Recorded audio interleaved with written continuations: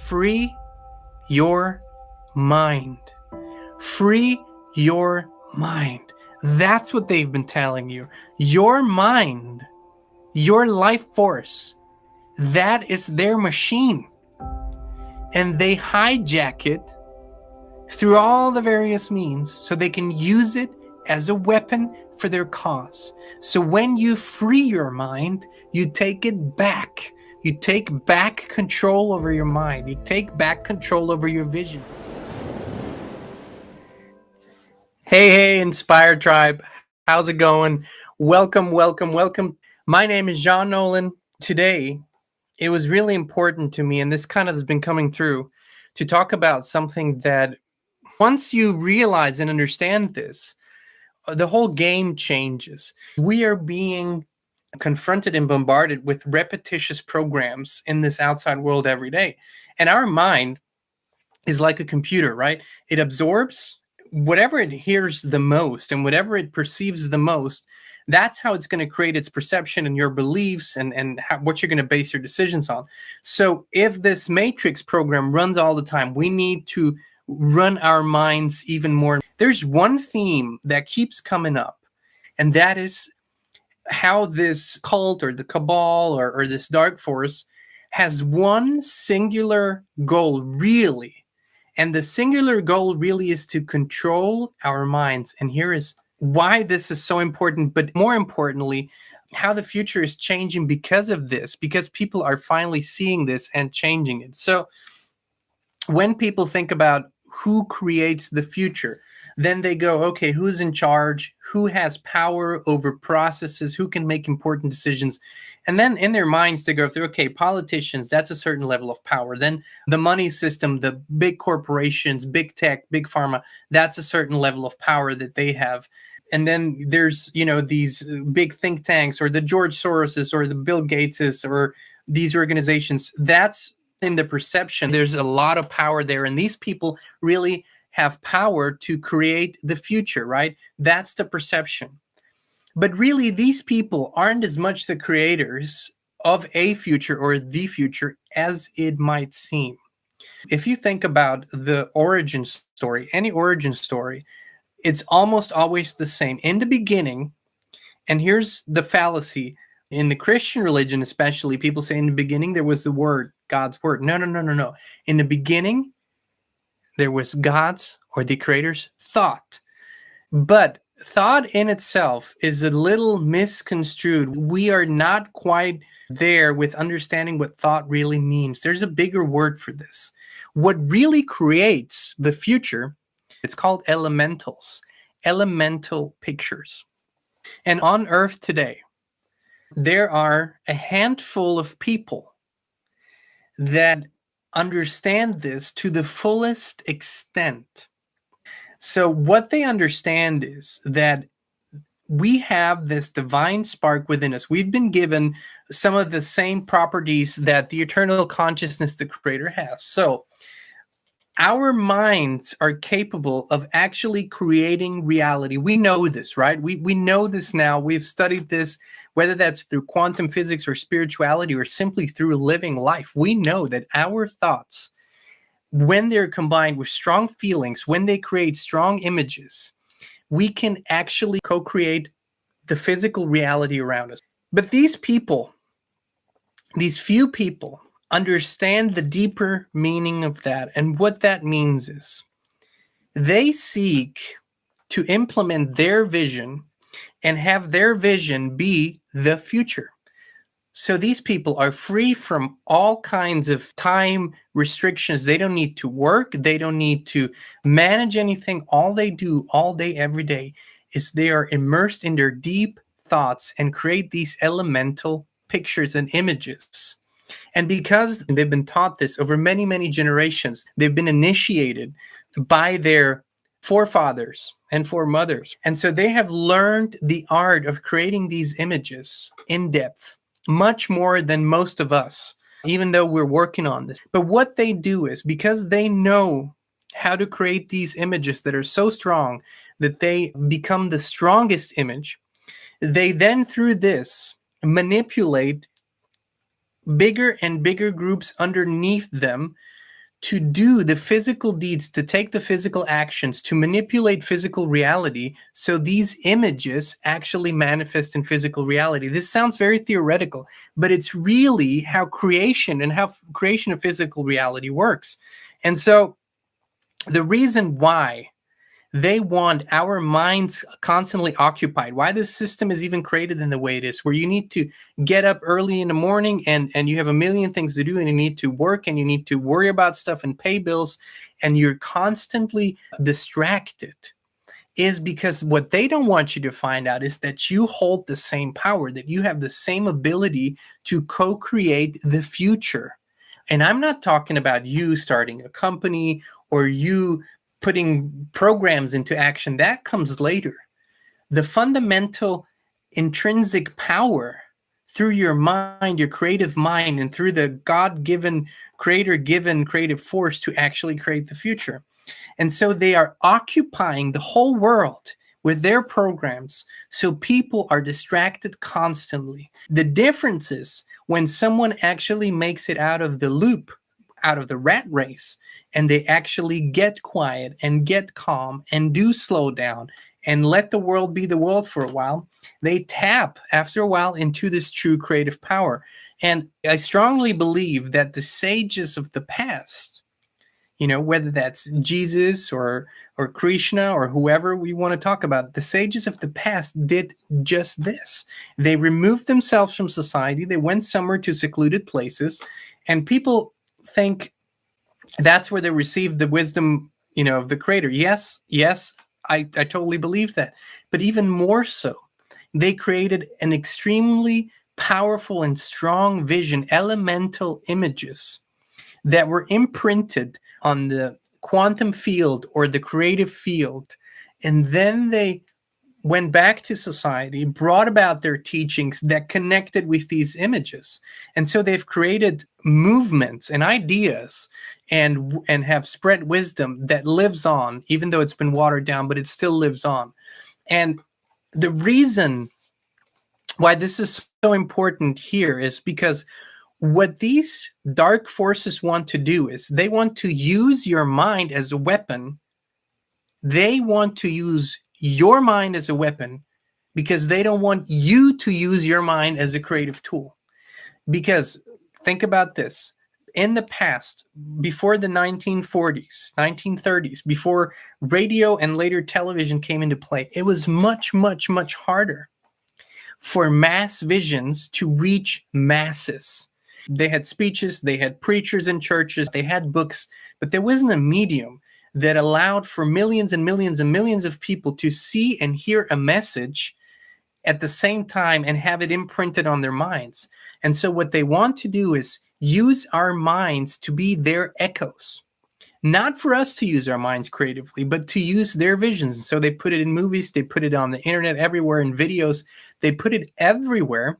And then they keep you distracted so you can't discern, so you can't use your filtration system, so you can't actively decide, no, that's not what I want. So they put this program in the minds of the people, and then the minds of the people in their fear and worry program, they echo this out there. And so these people then, these forces, keep projecting their desired version of the future to the field with this strength that we give them, that our minds give them, that our fears and worries give them. But what is happening right now? There's a breakup in this stream like we've never seen before. On the one hand, this fear and worry program has been accelerated so much over the past months now. But on the other hand, so many people have woken up to this and are awakening to this and are literally interrupting the scheduled programming. They're literally turning off this connection so they're not being bombarded. They're not allowing themselves to be bombarded with that fear and with those programs anymore.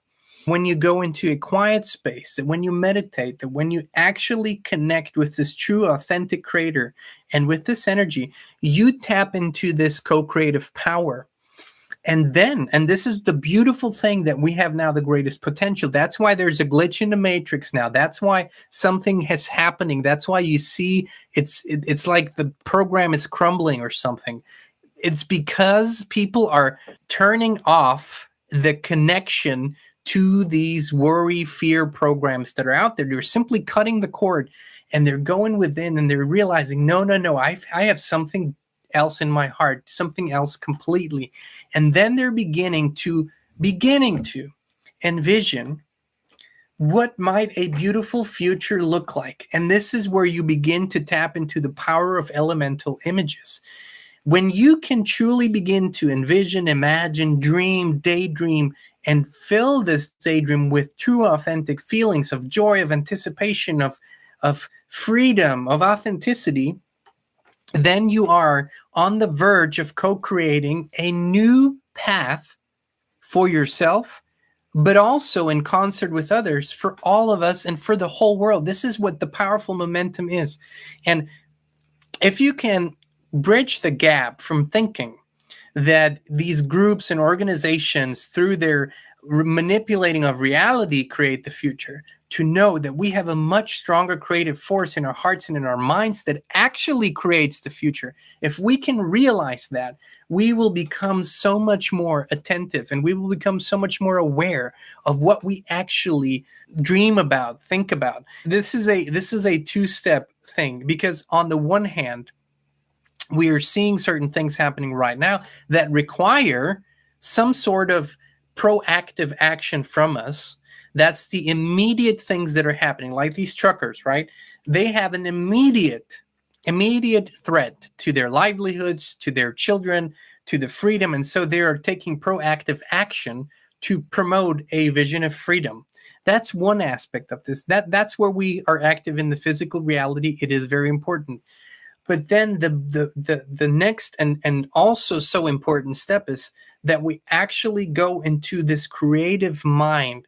So our minds cannot be weaponized anymore by these dark forces as an echo chamber of their visions. And they don't need for us to want it. They just need for us to put some sort of emotion. So in other words, if you want to take a real life situation, for the past 2 years now, we've been bombarded with a program about this COVID situation, about the fear and all the horrors around it that they projected. And these people don't need us to want this COVID situation to continue. All they need for us to do is to have a fearful vision in our minds and connected with a fearful feeling in our guts or in our bellies. And then we're their echo chambers, right? Then we're projecting fearful things into the future. And so that's where you cut the program and say, no more. I will not participate in the perpetuation of this vision, because this is now we're getting really into the nitty gritty. It's just a vision. The future is not set in stone. There is a potential. There is a potentiality for the future. And so in the past, what have these dark forces done? Out of all the prophets and all the visionaries and all the people that have spoken on the future, they always promote the ones with the grimmest and darkest prophecies, like Nostradamus, right? A lot of dark stuff. But Nostradamus's visions were actually, if humanity does not change their course, if they do not change anything, these things will come to pass. It's not these things will come to pass. If we do not change our ways, these things will come to pass. Because at any given moment, we have a trajectory. We, as a human family, create a trajectory for the future. We create a trend.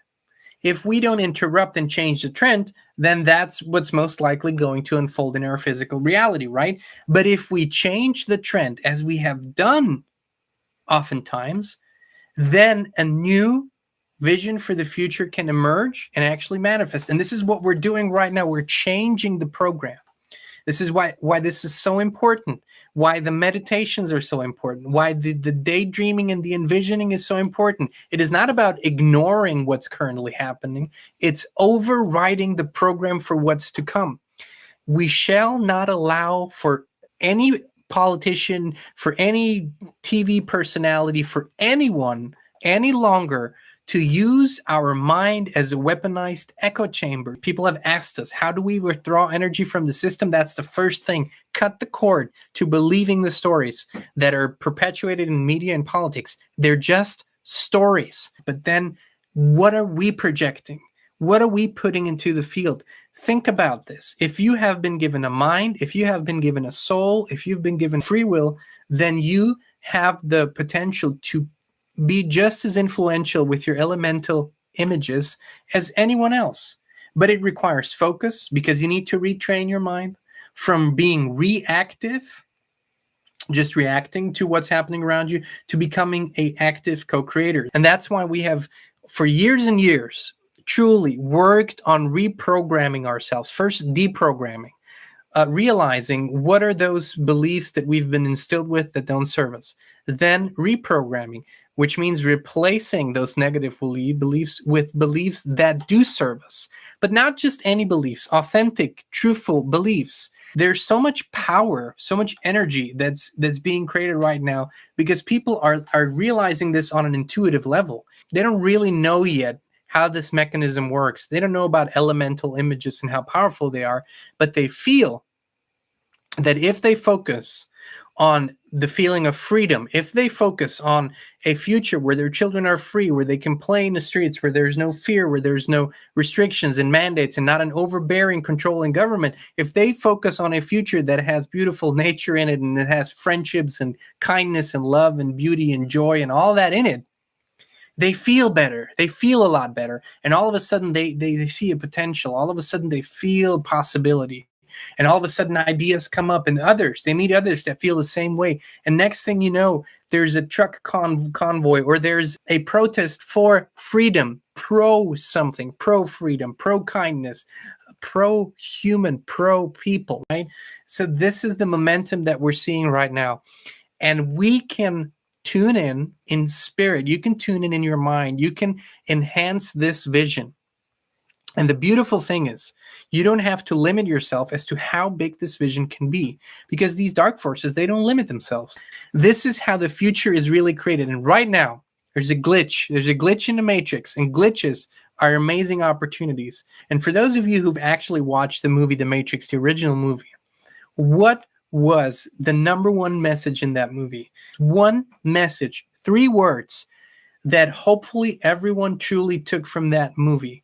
Free your mind. Free your mind. That's what they've been telling you. Your mind, your life force, that is their machine. And they hijack it through all the various means so they can use it as a weapon for their cause. So when you free your mind, you take it back. You take back control over your mind. You take back control over your visions, your images, and you can actually connect it, hook it up to the real field, to the all that is field, to the creator field. And you can actually use this as a real superpower. Free your mind. That's the core message. All right, tribe. Thank you for tuning in. There's so much love here for you.